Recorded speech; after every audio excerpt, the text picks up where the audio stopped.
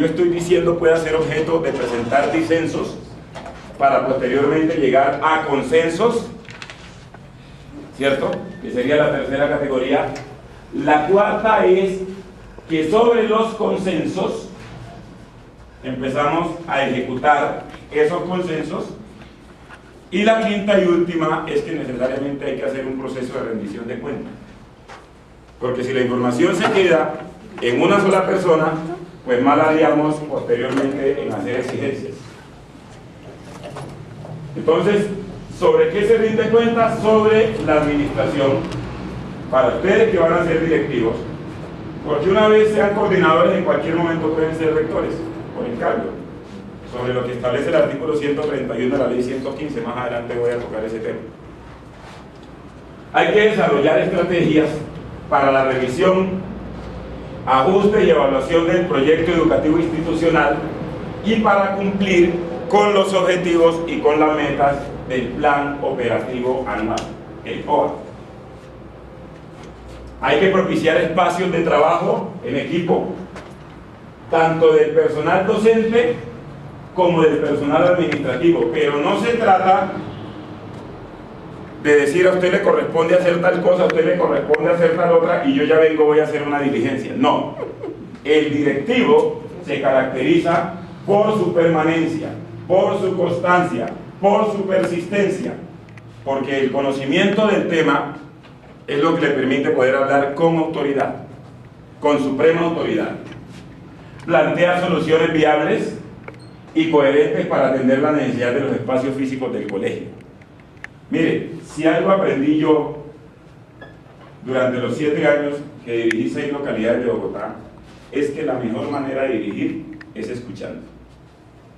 Usted no puede dirigir prevalido de la connotación o de la cualificación jurídica de sabérselo todo, porque una cosa es lo que pasa en el escritorio y otra cosa es lo que pasa en el aula, en el patio, en la cuadra, en la escuela y demás. Y crear espacios para realizar autoevaluación. Es la única forma de medirnos, a través de procesos de autoevaluación institucional, incluyendo, ojo, por supuesto, la evaluación de la práctica profesional. Y a eso no le podemos tener miedo. Lo único que se necesita para que uno no poder ser derrotado en una evaluación es tener sus evidencias. Recuerden ustedes, les voy a hablar más adelante del decreto 3782, cuando le dice cuáles son las competencias del evaluador en el artículo 12 y cuáles son las competencias del evaluado. Más adelante les toco ese tema. Entonces, la práctica profesional de los docentes, de los directivos docentes, de los administrativos y hacer el seguimiento y la evaluación del plan operativo anual. El otro componente o la otra categoría en el tema de la gestión es la competencia. Una cosa es cómo me desempeño y otra cosa es para qué soy competente. Y yo tengo que ser competente para promover formas organizativas que faciliten las relaciones e interacciones entre las diferentes unidades administrativas y pedagógicas. En un colegio, por ejemplo, como este, hay unidades administrativas y hay unidades pedagógicas. Más adelante, cuando le hable a ustedes de las clases de directivos docentes, van a entender por qué hago alusión al tema de las unidades administrativas y pedagógicas. Ser competente para proponer un sistema de indicadores que le permita hacer seguimiento y evaluación a las diferentes acciones institucionales. Promover la elaboración y el desarrollo de planes de prevención y atención del riesgo. En cualquier momento les cae control interno y no tener eso previsto le obliga al colegio que si le encuentran hallazgos que pueden ser administrativos con implicaciones disciplinarias, que pueden ser administrativos con implicaciones financieras, que pueden ser administrativos con implicaciones fiscales y demás, pues seguramente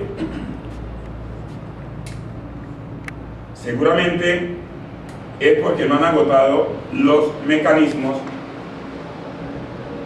que tiene establecido la Secretaría de Educación en el Sistema Integrado de Gestión, sí, donde se habla del modelo estándar de control interno, el reino MES y el reino calidad, etcétera, etcétera. Promover contactos interinstitucionales para el logro de las metas institucionales. Nosotros no estamos solos, el doctor Ángel le decía, la comunidad, las autoridades, el entorno son tan importantes como somos importantes quienes hacemos parte de del triestamento comunidad educativa, pero recordemos que es que la comunidad educativa se desarrolla y se desenvuelve en un entorno llamado sociedad. Liderar una política que propenda por el mejoramiento del ambiente institucional y proponer espacios para su realización. Por eso yo decía, el directivo docente tiene que tener la característica de poder escuchar por aquí y también poder escuchar por acá.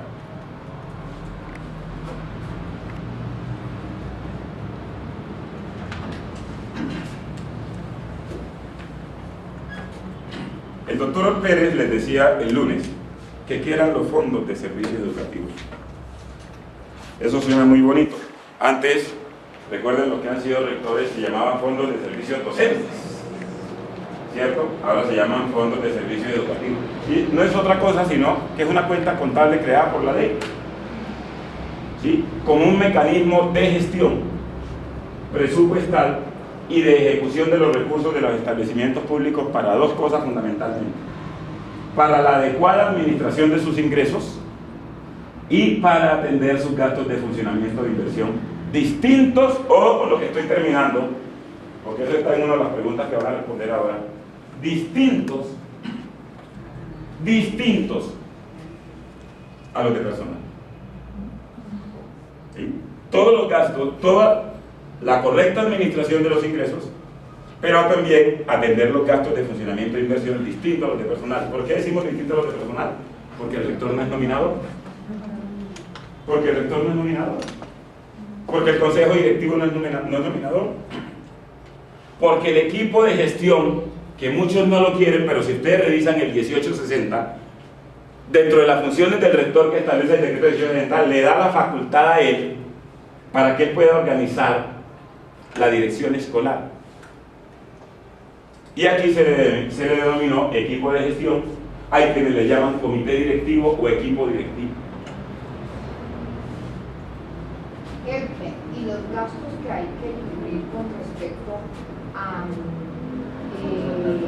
operarios, por ejemplo, ¿cómo se consideran? Vamos para allá. Vamos para allá. ¿Cómo se crea el fondo? ¿De qué requerimos para crear el fondo de servicios? Recuerden que ya dijimos que es una cuenta que tiene dos propósitos. Ahora, ¿cómo se crea ese fondo? Primero, se requiere autorización de la Secretaría de Educación. Para el caso nuestro distrital, para las otras municipales y para muchas departamentales. ¿En cuáles municipales o distritales tienen autonomía? Aquellas que son certificadas. Recuerden lo que le decía el doctor Pérez, porque las que no son certificadas son simplemente ejecutoras, porque es el departamento quien le maneja los recursos. Se requiere tener unas características mínimas de organización. No es al garete, no es al dedillo.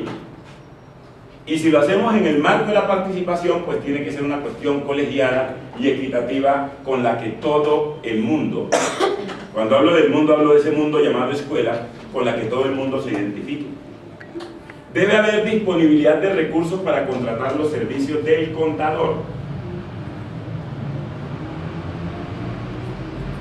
Y debe presuponer de un auxiliar administrativo con funciones financieras denominado pagador, que debe ser nombrado por la Secretaría de Educación correspondiente, que permita la operación de ese fondo con criterios de eficiencia y de eficacia. Esos son los requisitos para la creación del fondo.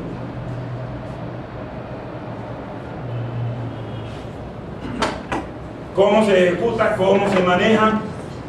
Miren, ¿consejo qué? Consejo directivo. Viene rector ¿qué? Ordenador del gasto. No rector representante legal.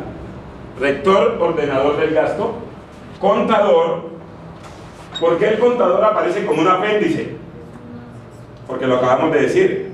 Porque el colegio debe disponer de unos recursos para la contratación de él. Los demás todos salvo el consejo directivo, que por su composición, que la vamos a ver más adelante, no hay lugar a él, pero el auxiliar administrativo con funciones de almacenista, el auxiliar administrativo con funciones financieras y el auxiliar administrativo responsable de la caja menor esa es la estructura para el funcionamiento del fondo, o que es diferente a la creación del fondo, para el funcionamiento del fondo.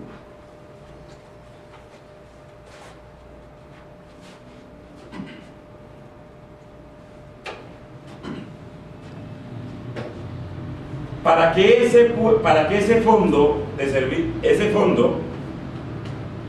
una vez creado pueda empezar a trabajar, pueda ponerse en movimiento, se requiere del compromiso derivado de ¿qué? De la participación, del compromiso de todos los responsables en la gestión del colegio. ¿Sí ven? En la gestión, no en la dirección, en la gestión del colegio. El consejo directivo, el rector o el director rural, el contador, el pagador y el almacenista, es decir, la estructura que está atrás. Sin eso, difícilmente puede ponerse en movimiento un fondo de servicios educativos.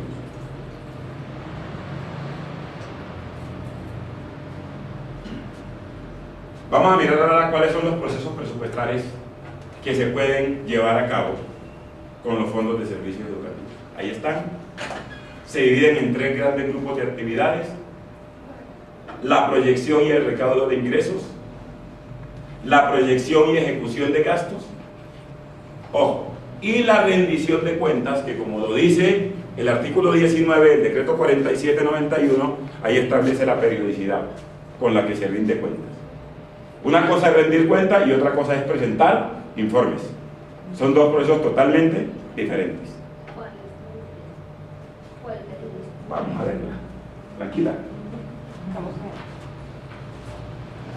El recaudo de ingresos y la ejecución de gastos conllevan la elaboración y ejecución del presupuesto anual, ¿cierto? Lo cual implica necesariamente la organización de los registros presupuestales y contables. Si usted no tiene contador, ¿cómo estructura registros contables? Si usted no tiene auxiliar administrativo con funciones financieras, pagador, ¿cómo organiza? ¿Cierto? ¿Cómo organiza registros presupuestales? La rendición de cuentas, contrario, justifica mediante informe la destinación de los recursos. ¿Sí ves? El proceso, el objetivo de la rendición de cuentas es ese.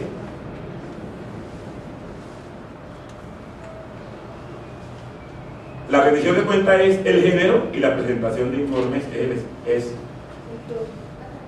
la especie. Te lo digo porque resulta que tú rindes informe mensual. ¿Ante quién? Consejo directivo. Pero tú presentas rendición de cuentas de la comunidad. ¿Cada cuánto se hace ese proceso? Ya se va a ver. La rendición de cuentas se hace, ahorita se organizan por grupos. Ahí les traje 2 juegos del 4791 para que lo lea, porque el segundo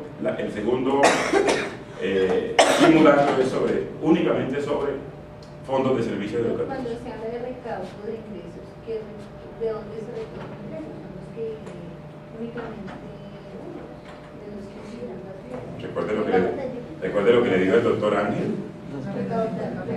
Tratamiento de cafetería, no son los fondos de reposición, los certificados hoy con la gratuidad, con el 1807 del que ya no está en el sistema.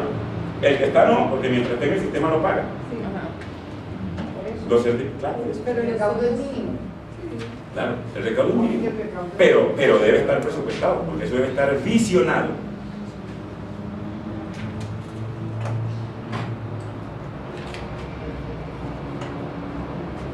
¿Qué es el sistema presupuestal de los fondos de servicios educativos?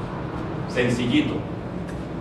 Conjunto de actividades relacionadas con el proceso presupuestal, las cuales, mire lo que hacen, transforman los elementos de entrada, es decir, los recursos disponibles, en resultados plasmados en el presupuesto del colegio. Le entró la certificación, le entró todo lo que estamos diciendo, y entonces resulta que todo eso que usted ve, esas actividades se denomina proceso presupuestal. ¿Cuál es el objetivo final del sistema? La satisfacción de las necesidades de la comunidad educativa a través de una serie de bienes y servicios que presta el colegio, que ofrece el colegio. Estos resultados se obtienen mediante la coordinación de los recursos con que cuenta el colegio, ojo, y su adecuada programación. Por eso en el tema de la planeación, que lo vimos atrás, pero que lo voy a desarrollar más adelante, es muy complicado. Normalmente, ¿qué hace uno como rector? Ahí están los proyectos. A los proyectos se le asigna presupuesto. Pequeño o grande, pero se le asigna presupuesto. Resulta que los presupuestos que no se asignen a cada proyecto transversal, fuera de los 7 estructurales, los 5 estructurales que maneja Secretaría, como educación sexual, presupuestos con participación, etcétera, etcétera. Yo digo en términos generales porque pues, una cosa es Bogotá con su organización y otra cosa es el resto de entes territoriales. Y resulta que sobreviene una actividad que no fue prevista, que no fue planificada. La actividad puede ser muy importante, pero no fue programada. Y el resultado de la actividad siempre tiene que tener un saldo pedagógico. Entonces, usted encuentra al maestro que llegó y persuadió al coordinador o a la coordinadora de lo importante y de lo chévere y participativo. La pregunta es, ¿y los recursos? ¿Y los recursos? Por eso, el trabajo de las áreas y el trabajo del consejo académico es supremamente importante para esto. Porque, y ahorita que miremos el artículo 144 y 145 de la ley 115, van a mirar ustedes la importancia que tiene un consejo académico en el colegio. No para decidir, porque el consejo académico es órgano consultor y no decide. El consejo académico le dio la facultad de decidir ahora el 1290, pero frente al tema relacionado con la evaluación. Con la evaluación, no más. Del resto no. Por eso uno dice, si el consejo académico decide y el rector no está de acuerdo, se fregó el consejo académico. Si el consejo directivo decide y el rector no está de acuerdo, de malas como una piraña mueca para el rector. Porque la instancia es ¿cuál? Consejo directivo. Pero si decide sobre cosas que no están normalizadas. No, supondría uno que la decisión es sobre lo que hay, por eso se planea. ¿Sí me va a entender? Por eso se planea, por eso hablamos de programaciones. Programaciones. Y ahora recuerden ustedes que usted tiene la condición de servidor público, así sea de manera transitoria, cuando se ejercen funciones públicas. Más adelante les voy a hablar de la función pública cuando le hable del artículo 122 constitucional. Porque la Constitución en el artículo 6 nos dice, claritico, los particulares son responsables por infringir la Constitución y la ley. Los servidores públicos, por la misma razón, por omisión o por extralimitación de funciones. O por extralimitación de funciones. Por eso las decisiones son colegiadas. Por eso las decisiones son colegiadas. Por eso les decía Ángel, intentemos en buen romance ponernos de acuerdo, hablar con la gente, enviarle la agenda para no tener discusiones donde aparezcan salvamentos de voto o cartas o comunicados o anónimos donde se desvirtúe el trabajo del consejo directivo y del rector. Por eso las decisiones se toman por mayoría. Por eso las decisiones se toman por mayoría.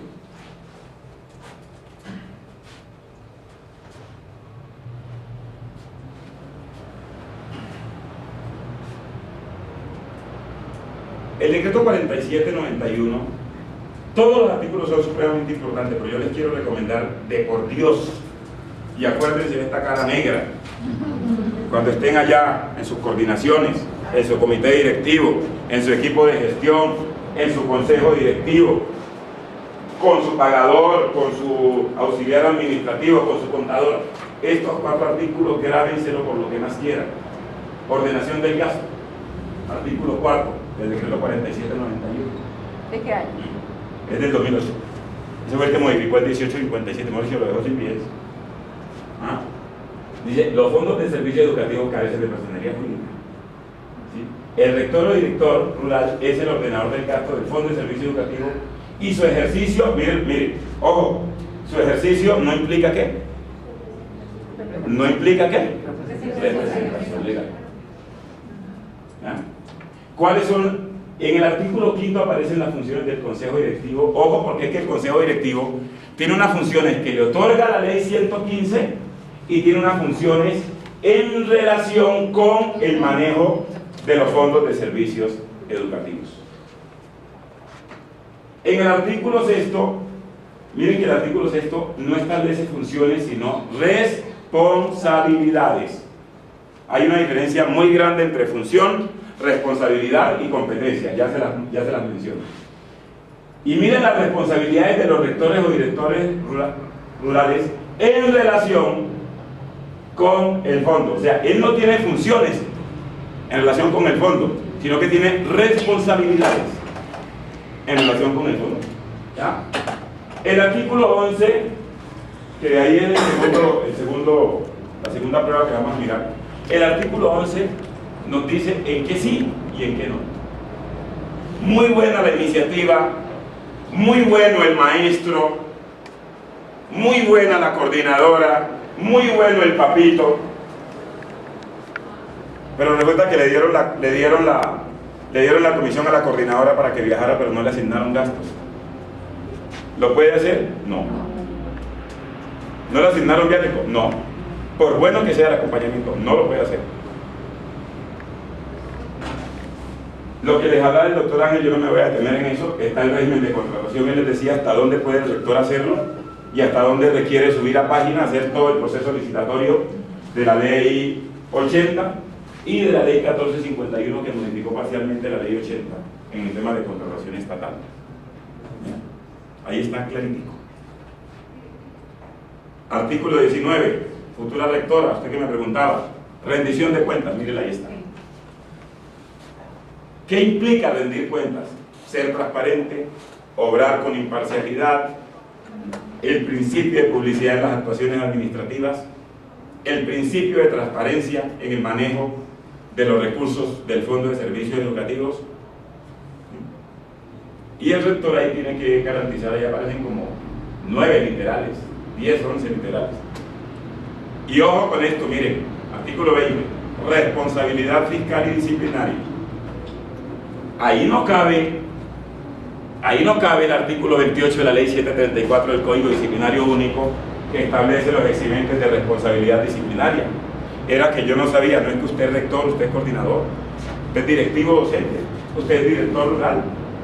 Por eso, la responsabilidad, mire que la diferencia, a usted por la responsabilidad lo castiga la ley. Por las competencias lo evalúan. Y por las funciones lo miden.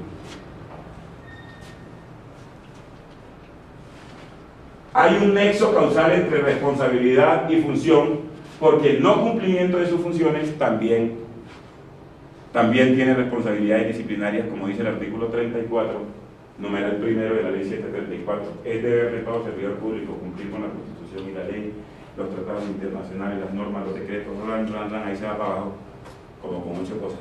Le está prohibido el artículo 35, numeral primero, a todo servidor público incumplir con la Constitución y la ley, las leyes, los decretos, las ordenanzas, ahí la paga.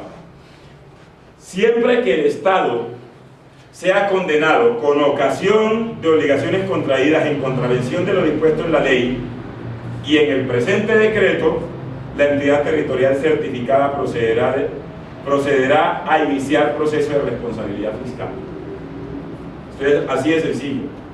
A fin al que haya lugar y ejercer la acción de repetición. La única causal que lo exime a usted de responsabilidad es la insuperable coacción ajena. Pero eso tiene que demostrarse. Y es que usted logra demostrar que actuó bajo amenaza. Porque la amenaza es un delito, está en un decreto, está en 731 de 2005. Vaya, ¿ya? Entonces dice, ojo, ¿contra quién? Contra los servidores públicos que resulten responsables de dicha contravención o contra los miembros del consejo directivo. Ahora decía que usted no solo es servidor público cuando está investido como tal, sino cuando desempeña una función pública. Por eso muchos contratistas también se van a la cárcel porque manejan recursos públicos. ¿Sí? O los integrantes del Consejo Directivo cuando estos últimos no fueren servidores públicos. También les cabe responsabilidad. También les cabe responsabilidad. Pero Y en claro, este caso me cabría un exalumno o una persona del sector productivo. eso es lo que nos está diciendo la norma. Eso es lo que nos dice la norma. Usted responde. ¿Cuál es la diferencia entre responsabilidad fiscal y responsabilidad disciplinaria? La responsabilidad fiscal es la consecuencia de ejercer el control fiscal que es posterior a la ejecución de los presupuestos. La responsabilidad disciplinaria tiene que ver con la desatención e inobservancia de las funciones y competencias propias del cargo. Por eso le dice el artículo 123 de la Constitución que no habrá cargo que no tenga funciones detalladas en la ley. Que no habrá cargo que no tenga funciones detalladas en la ley. Por favor, yo quiero hacer una pregunta. Sí, claro. Allí hablaba sobre lo que tiene que hacer el rector, o hablaban en la clase pasada sobre los montos. Yo pregunto, yo me gané una beca con el Instituto de Cultura de 30 millones. Yo simplemente es para una comparsa, eso viene con un destino especial. Sí, específico. También tiene que seguir el mismo paso. Todo entra, mire, mi amor, todo entra. Yo pregunto, Sí, mi amor, escúcheme. Todo entra, que fue lo que vimos adelante, que fue la primera pregunta que tú formulaste. Todo entra a esa cuenta que llama fondo de servicios. Todo entra. Lo que viene con destinación, por ejemplo, la norma nos establece que hasta el 60% debe destinarse para mantenimiento. Hasta el 60%. Eso dice la norma, ¿cierto? Resulta que si el rector con su consejo directivo destinan el 58%, ¿están infringiendo la norma? No. Pero si destinan el 61%, por eso esos recursos vienen con destinación específica. Pero mi pregunta va como otro lado. Ajá. Es que yo estoy en ese plazo y me da miedo equivocarme. Ajá. Yo me gané una beca. Usted es la profesora fulana de tal. Viene a nombre del colegio. Yo Bueno. presenté el proyecto, pero llega a nombre del colegio. Ajá. Mi pregunta es, el rector, como son 30 millones, Sí. tiene que hacer una licitación. Mire, se incorpora al presupuesto. Sí. Se incorpora al presupuesto del colegio. Me refiero para yo contratar. Yo tengo que contratar mi sombrero, mis zapatos, mi vestuario, el maquillaje. No, usted compra. Ojo, el monto, no, mire. Pero un momentico. Desconfúndase con lo siguiente. Una cosa es hasta tanto usted puede contratar y qué tanto, porque usted para eso establece un pacto que se llama Plan Anual de Compras. Entonces usted puede comprar, por ejemplo, si el proyecto de artes tiene definido que hay que dotar la comparsa con los trajes y con todo eso, pues usted tiene una platica para eso. Ahí está la plata para eso. No necesita montar una licitación para contratar los 30 millones de pesos. Ese era mi que es diferente. Que es totalmente diferente. Por supuesto. Exactamente, lo tienen que ir ejecutando progresivamente. Lo que usted no puede hacer es fraccionar, ¿no? Si superara Ahora, sí, las cuantías de los 20 tendría que... Exactamente. Ahora, si lo que usted va a comprar, profe, o lo que el colegio va a comprar, sobrepasa 20 salarios mínimos, usted tiene que montar la página. O sea, son 30 millones de institutos. Profe, vuelvo y le digo, escúcheme. Sí, eso ya tiene se pasó. muchos ítems. Exactamente, y tiene muchos ítems. Sí. Entonces hay que pagar 3 millones, 5 millones, 7 millones. Eso es, si un solo ítem le supera los 20 salarios mínimos, tiene que montar la página. Tiene que subir la página y visitar. Ay, Dios. ¿Sí entendió? ¿Sí entendió o no? Ah, bueno, listo. Digamos. ¿Cuáles son los principios presupuestarios? Ahí están. Los principios del sistema presupuestal son unidad de caja, universalidad. Y miren lo que dice ahí. El presupuesto de los servicios educativos debe contener la totalidad de los ingresos y gastos que el colegio espera realizar durante la vigencia fiscal. ¿Cuánto dura una vigencia fiscal? Durante la vigencia fiscal. Por tanto, el ordenador del gasto no podrá autorizar gastos que no figuren en el presupuesto aprobado. Eso es un hecho cumplido y eso, con una visita de control interno, eso tiene, primero es un hallazgo administrativo, tiene incidencias disciplinarias. Le inician proceso disciplinario al rector o rectora, ordenador del gasto. ¿Ya? Anualidad, la realización y el efectivo control del programa financiero en el presupuesto requiere de un periodo determinado. El año fiscal comienza el 1 de enero y termina el 31 de diciembre. Dice, después del 31 de diciembre no se podrán asumir compromisos con cargo a las apropiaciones del año fiscal que se cierran esa fecha. Ahí fenece, ahí muere, se la pida, chao. Pero lo que pasa a veces en las reuniones institucionales es que algunas veces queda presupuesto de la totalmente diferente. Lo que te está diciendo, mira lo que te está diciendo, tú no puedes autorizar gastos que no figuren en el presupuesto aprobado. Hasta ahí te dice. Y la anualidad te habla de la realización y el control del programa financiero y el presupuesto. Y te está diciendo, como el año fiscal comienza el 1 de enero y termina el 31 de diciembre, tú no puedes asumir compromisos con cargo a la apropiación del año fiscal que se cierra, porque es de suponer que lo que tú presupuestaste se va a ejecutar. Ahora, en el año 2005 expiró la ley de reserva presupuestal. ¿Por qué expira la ley de reserva presupuestal? Por una razón elemental, porque cuando lo que hacía era castigar el presupuesto del año inmediatamente siguiente. Lo castigaba. Y entonces sí era muy complicado, y eso era un hallazgo para el rector o rectora. Eso era un hallazgo terrible, terrible. Y ese plan de mejoramiento, les digo una cosa, si alguien jodía con molestaba con ese plan de mejoramiento, por ejemplo, yo cuando era director, yo le decía al rector, pásame, yo te ayudo a construirlo, porque es que es muy complicado, uno sabe cómo es la cosa en el nivel central, porque los órganos de control, al primero que aprietan es al jefe de la oficina de control interdisciplinario, entonces tiene que mostrar el seguimiento de todo el trabajo que ha hecho, y si no, se pliegue, porque en caso de hallazgos, recuerden, por omisión, la responsabilidad del servidor público. Inembargabilidad, yo les decía, llegó una orden de embargo, ¿qué hace el rector o rectora? Se reúne con su comité directivo, con su equipo de gestión, equipo directivo y mi compañero, llegó esto. Corresponde, ¿qué corresponde? Como en la escuela lo que más cunde es Radio Bemba, o sea, todo lo que sea por la boca, eso es rapidito, eso hace metástasis.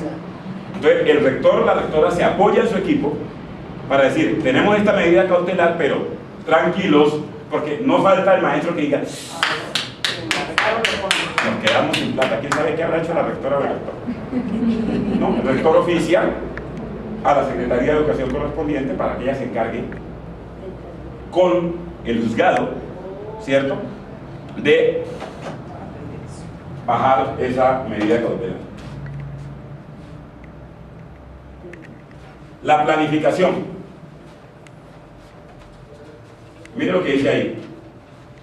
¿Qué posibilita eso? Que los recursos efectivamente se orienten al cumplimiento de las metas establecidas en el proyecto educativo institucional, en el plan de desarrollo de la entidad certificada, para el caso de nosotros del distrito, y en el proyecto y en el plan operativo anual. Programación integral posibilita la asistencia de los recursos necesarios para la realización de proyectos. ¿Se acuerdan cuando yo les dije que más o menos en octubre se reúnen? Porque en la última reunión de consejo directivo, que es la que se hace creo que el último lunes hábil a la finalización, lo que no se aprobó ahí, por bueno y por interesante que sea, especialización. Las apropiaciones que se establecen en el presupuesto deben referirse a los propósitos, a los fines, a los objetivos del colegio, no de un maestro, no del área, del colegio. Porque hay maestros que le dicen a usted en consejo académico, es que aquí hay compañeros que han hecho propuestas muy buenas y no les han asignado un cupo.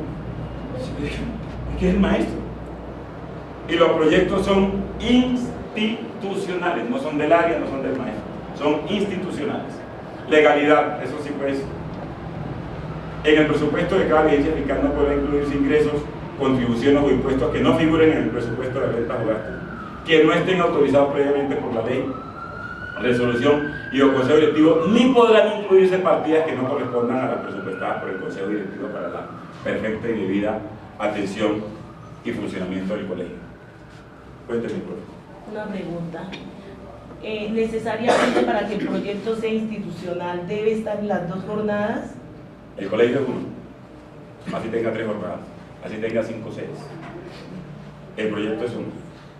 Usted puede encontrar apéndices, por ejemplo, en el proyecto de comunicación o en el proyecto institucional de lectura, escritura y oralidad. Usted puede encontrar la estrategia de pilosos, que la utiliza ciclo 1, pero puede encontrar también la estrategia de habilidades comunicativas, que la utiliza ciclo 2, ambientes de aprendizaje, que la utiliza ciclo 3, etcétera, etcétera, etcétera, etcétera. ¿Sí me lo entienden?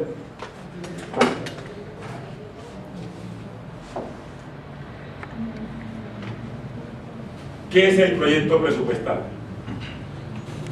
El proyecto presupuestal es el instrumento financiero mediante el cual se programa el presupuesto de ingresos desagregado a nivel de grupos y fuentes de ingresos, y el presupuesto de gastos desagregado. Esos son los 2 componentes grandes del proyecto presupuestal, el de ingresos y el de gastos. Y ellos tienen que irse desagregando.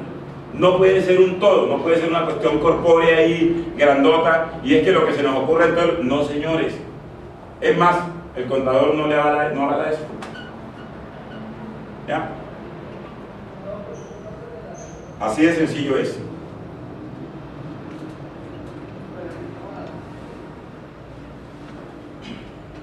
Ahí están las etapas de la programación del presupuesto.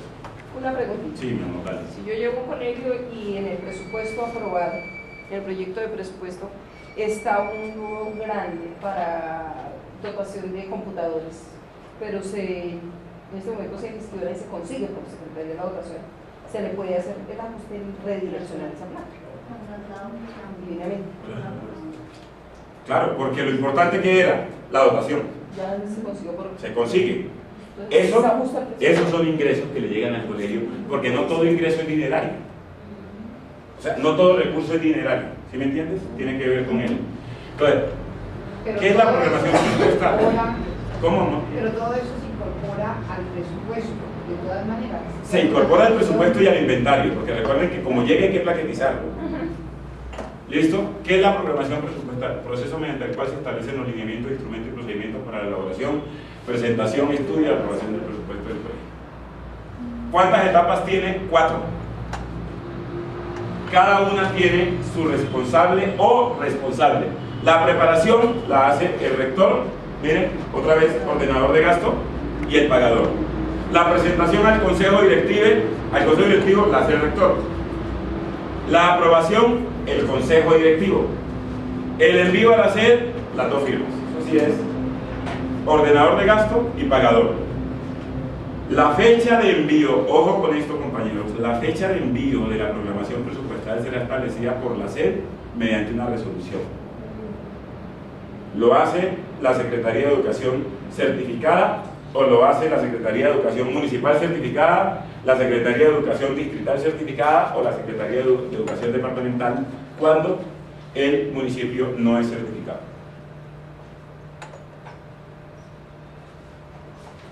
¿Cómo? Ahí está. Una cosa son las etapas, vamos a mirarlas cada una. ¿Cómo se prepara el presupuesto? Mire, clarito, se deben realizar los cálculos de ingresos y gastos que el Fondo de Servicio Educativo estima ejecutar, para lo cual es importante tener en consideración el plan de desarrollo, y ahora les explico por qué el plan de desarrollo, el proyecto educativo institucional y la priorización de necesidades del colegio. ¿Por qué el plan de desarrollo? Porque es que el plan de desarrollo se asocian los programas. Entonces, lo que hace uno es adecuar, ¿cierto?, todos los proyectos a lo que establece el plan de desarrollo. Por ejemplo, cuando tuvimos escuela, ciudad, escuela, entonces las salidas pedagógicas que nos decían los papás que le vaya bien en el paseo, profe, tenían que estar asociadas a los ejes transversales de ciencia y tecnología, ¿recuerdan? Etcétera, etcétera. Por eso es importante el plan de desarrollo. Y el plan sectorial de educación, que es apéndice del plan de desarrollo. Dice, no obstante, para obtener un alto grado de legitimidad en el proceso de formulación del anteproyecto de presupuesto, se debe promover la participación. Mire, Ángel Pérez les habló a ustedes participación. Eso no se crean poseedores de la verdad. Escuchen por aquí y escuchen por acá. Eso le da a uno la oportunidad de crearse una idea, un imaginario y tomar la mejor decisión, que puede ser incluso una decisión colegiada, en la que todo el mundo se vea representado. Por supuesto, van a haber uno o dos que nada les sirve, ¿cierto? Como dice Gilberto Santa Rosa, ni sí ni no, ni tampoco lo contrario, nada sirve. Pero bueno, ¿qué hacemos? El colegio no puede paralizar su marcha y su funcionamiento por 3 o 4 personas a las que nada les sirve. Dice, el Comité Institucional de Presupuestos con Participación. Miren que lo que Bogotá es termómetro. Esto hoy se hace en todo el territorio nacional, los presupuestos participativos. Ese Comité Institucional de Presupuestos con Participación, mire lo heterogéneo que es eso. Miren lo heterogéneo que es eso. Y además tenemos el de mantenimiento, tenemos, en los colegios tenemos, creo que son 9, incluido Camino Seguro, para el caso de Bogotá, salud al colegio, etcétera, etcétera. ¿Ya? Es muy importante la presencia del contador. ¿Por qué? Porque recuerden que el contador da fe. El contador da fe. Factores a tener en cuenta en la preparación y elaboración del presupuesto. Plan operativo, fundamental. Y eso no es del rector, eso es del rector, de sus coordinadores, de sus jefes de área, de los padres de familia. ¿De cuáles padres de familia? De los que hacen parte del Consejo de Padres de acuerdo al decreto 1286 del 2005, de los padres de familia que hacen parte de la Escuela de Padres de acuerdo a la Ley 1044 del 2011, de todos. Plan de compras o plan de contratación que incluye el plan de mantenimiento, lineamientos presupuestales, resolución de gratuidad, que es una resolución rectoral, recursos de capital generados por el Fondo de Servicios, comportamiento de los ingresos del Fondo de Servicios Educativos en los años anteriores. Todo eso hay que mirar. Es una lectura en perspectiva. Yo me ubico aquí, miro cómo ven, qué viene de atrás y qué voy a proyectar. No, esto se les envía. Esto se les envía. Planeación. Recuerden que hablamos planeación institucional y seguimiento. Esto sí es para todo el mundo incluido hasta el maestro de preescolar. Podemos hablar de planeación estratégica, que son los conceptos que aparecen ahí, pero también vamos a hablar de la planeación educativa. La planeación en la escuela. Y es una herramienta administrativa que ayuda a incrementar las posibilidades de éxito. Eso está demostrado. Eso impide el ocaso, eso contrarresta el fracaso, etcétera, etcétera. Y se basa en la administración de los recursos pensando en qué hacer. Vamos a mirar adelante 4 componentes de la planeación, pero el fundamental es el qué hacer. Otra cosa es el cómo, el para qué, el cuándo, etc. Situaciones como la identificación y evaluación de programas y proyectos, la formulación de un plan de desarrollo, la implementación de una política, la conquista de un mercado, el posicionamiento de un producto. ¿De qué mercado hablamos? Pues uno dice que el colegio que no ofrece un valor agregado no tiene por qué preguntarse por qué los niños no llegan, por qué la matrícula es elevada. Y para eso se necesita voluntad del equipo directivo. Voluntad, no se necesita otra cosa. Voluntad del equipo directivo. También podemos definir la planeación como un enfoque objetivo y sistemático para la toma de decisiones en una institución. ¿En qué institución? La escuela. ¿Qué es el caso que no? La escuela. Mire, es un intento. ¿Por qué? Por organizar información cualitativa y cuantitativa que permita tomar decisiones. ¿Sí? Lo digo, hay que escuchar de todos los lados. Es un proceso basado en la convicción de que una institución, que un colegio, debe verificar en forma continua, por eso la evaluación es permanente, los hechos y las tendencias internas y externas que afectan el logro de sus propósitos. Por eso cuando uno se mete en el colegio y se desconecta del entorno, los problemas no son fáciles de solucionar. Las dificultades no son fáciles de resolver. ¿Cuáles son las etapas de la planeación? Ahí miramos qué es lo que se quiere lograr. en dónde estamos ubicados, ¿cierto? ¿Qué se puede hacer y qué se va a hacer?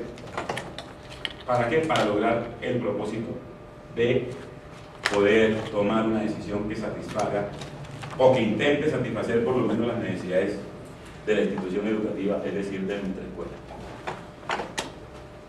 La planeación en la escuela, más sencilla todavía.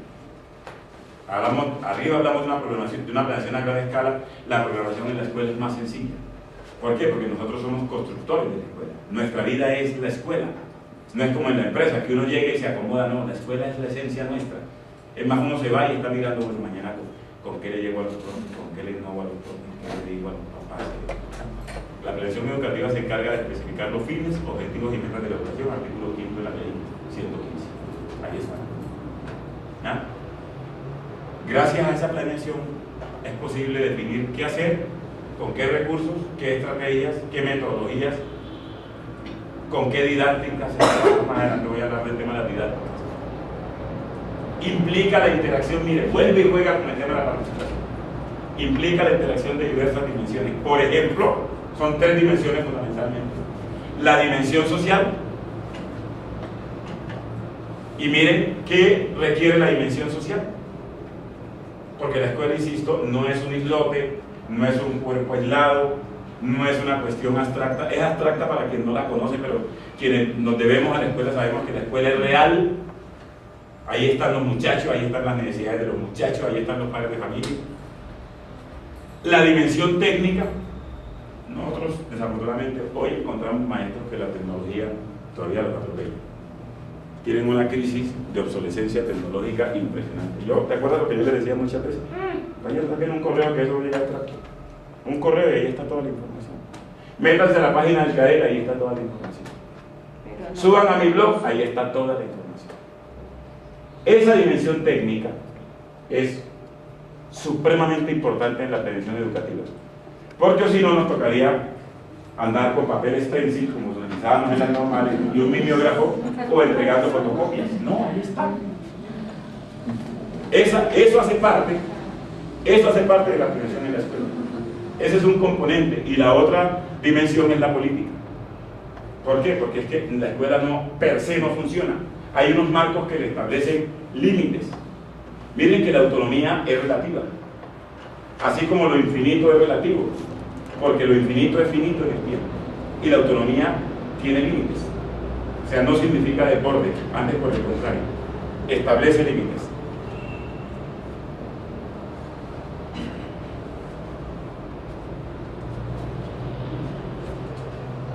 Varios pasos encontramos.